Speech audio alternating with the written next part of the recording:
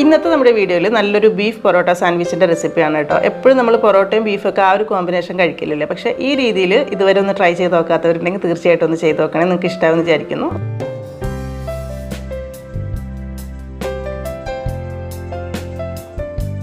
അപ്പോൾ ആദ്യം തന്നെ നമുക്ക് ഇതിലേക്കുള്ള ബീഫ് റോസ്റ്റ് ഒന്ന് റെഡിയാക്കി എടുക്കാം. അതിന് വേണ്ടിയിട്ടൊരു 1-2 ടേബിൾ സ്പൂൺ വെളിച്ചെണ്ണ ചൂടാക്കി എടുക്കുന്നുണ്ട്. ഇതിലേക്ക് അത്യാവശ്യം വലിയ ഒരു സവാള ഇതുപോലെ നീളത്തിൽ മുറിച്ചിട്ട് കൊടുത്തിട്ട് ഒന്നങ്ങ് വഴറ്റിയെടുക്കണം.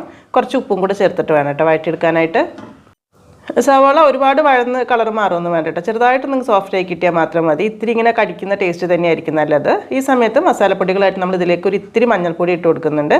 അതുപോലെ തന്നെ കുറച്ച് കാശ്മീരി മുളക് പൊടി 1/2 ടീസ്പൂൺ മാത്രമേ കേട്ടോ ചേർക്കുന്നുള്ളൂ. അതെല്ലാം കൂടെ ചേർത്തിട്ട് ഒന്നും കൂടെ വഴറ്റിയെടുക്കാം.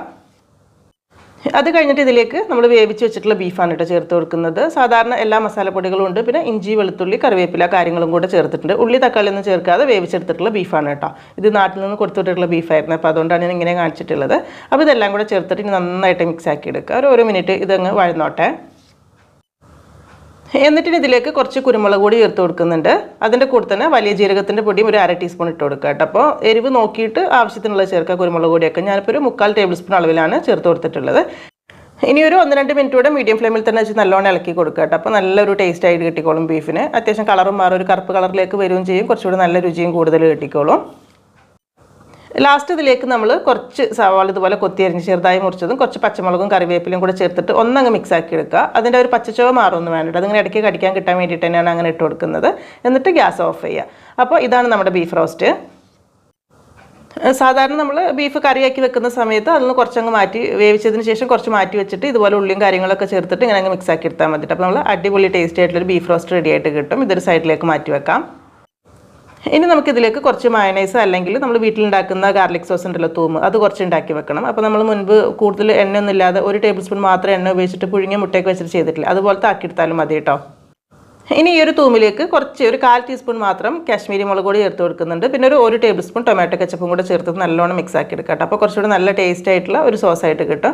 ഈ ഒരു മുളക് പൊടി ചേർത്തതിന് പകരം ചില്ലി സോസ് കയ്യിലുണ്ടെന്നുണ്ടെങ്കിൽ കുറച്ച് അത് ചേർത്ത് കൊടുത്താലും മതി. അപ്പം ഇതിങ്ങനെ ആക്കിയിട്ട് മാറ്റി വെക്കാം. പിന്നെ ഈ ഒരു മുളക് പൊടിയും ടൊമാറ്റോ കെച്ചപ്പൊന്നും ചേർക്കാത്ത പ്ലെയിൻ ആയിട്ടുള്ള തൂമുണ്ടല്ലോ അതും കുറച്ച് മാറ്റി വെക്കുന്നുണ്ട്.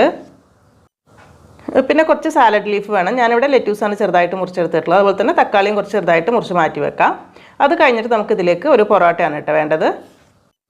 ഇതിലേക്ക് ആദ്യം ഈ റെഡിയാക്കി വെച്ചിട്ടുള്ള ഈ ഒരു തൂമുണ്ടല്ലോ റെഡ് കളറിലുള്ളത് അത് കുറച്ച് ഒരു 1 ടേബിൾ സ്പൂൺ എടുത്തിട്ട് എല്ലാ ഭാഗത്തും എത്തുന്ന രീതിയിൽ ഇതുപോലെ ഒന്ന് സ്പ്രെഡ് ചെയ്ത് കൊടുക്കുന്നുണ്ട്. അതിൻ്റെ മേലേക്ക് കുറച്ച് വൈറ്റ് കളറിലുള്ള തൂമും ആക്കി കൊടുക്കാം.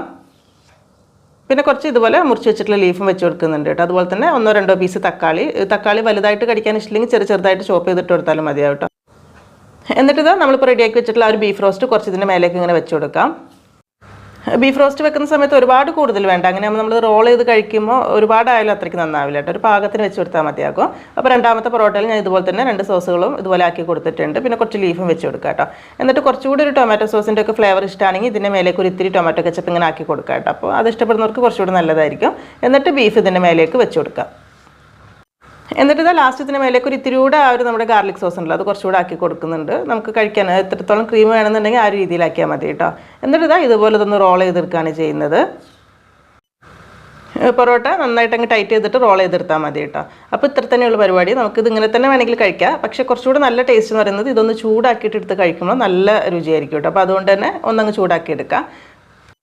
ഞാനിപ്പോൾ ഇതുപോലത്തെ ഒരു സാൻഡ്വിച്ച് മേക്കറിൽ നമ്മൾ ബ്രെഡൊക്കെ ടോസ്റ്റ് ചെയ്യുന്ന ബ്രെഡ് ടോസ്റ്റ് ഉണ്ടല്ലോ. അപ്പോൾ അതിൽ ഒരു ഇത്തിരി ഓയിൽ ബ്രഷ് ചെയ്തെടുത്തിട്ട് അതിലേക്ക് 2 പൊറോട്ട ഇങ്ങനെ വെച്ച് കൊടുത്തിട്ട് ഒന്നങ്ങ് ചൂടാക്കി എടുക്കുകയാണ് ചെയ്യുന്നത്.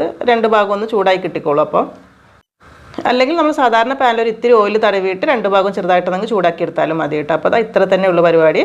എന്നിട്ട് നല്ല ചൂടോടുകൂടെ തന്നെ കഴിക്കാം. കഴിക്കുന്ന സമയത്ത് കുറച്ചുകൂടി എളുപ്പത്തിന് വേണമെങ്കിൽ ഇതുപോലെ ഒരു ബട്ടർ പേപ്പറോ അല്ലെങ്കിൽ ഫോയിൽ പേപ്പറിലായിട്ടോ ഒന്ന് റോൾ ചെയ്തെടുക്കുകയാണെങ്കിൽ കഴിക്കാൻ കുറച്ചുകൂടി എളുപ്പമായിരിക്കും. അപ്പോൾ എന്തായാലും വീഡിയോ ഇഷ്ടമായിട്ടുണ്ടെങ്കിൽ ഒന്ന് ലൈക്ക് ചെയ്യാനും ഷെയർ ചെയ്ത് സപ്പോർട്ട് ചെയ്യാനും കൂടെ മറക്കരുത്. പിന്നെ ഇതുവരെ ചെയ്ത് നോക്കാത്തവരാണെങ്കിൽ ചെയ്ത് നോക്കിയിട്ട് ഫീഡ്ബാക്ക് അറിയിക്കാനും. ഇനി എന്തായാലും എന്നത്തെയും പോലെ തന്നെ നല്ല റെസിപ്പീസായിട്ട് നമുക്ക് പുതിയ വീഡിയോയിൽ കാണാം. താങ്ക്